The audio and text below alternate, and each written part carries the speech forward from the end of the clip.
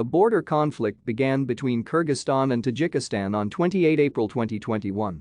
The events regarding the conflict's outbreak are disputed, but clashes reportedly began due to an old water dispute between the two Central Asian countries.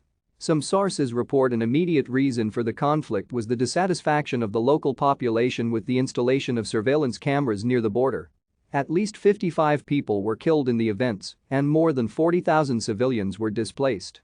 In January 2022, sporadic fighting resumed, with several more deaths in several clashes in border areas throughout the year.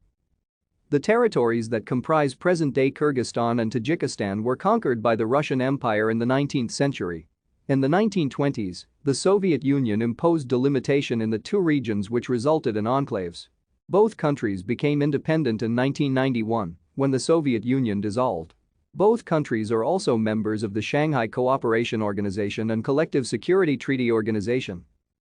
The conflict erupted after Russian Defense Minister Sergei Shoigu arrived in Tajikistan's capital, Dushanbe. Thank you for watching. Like and subscribe if you would like to view more of our videos. Have a nice day.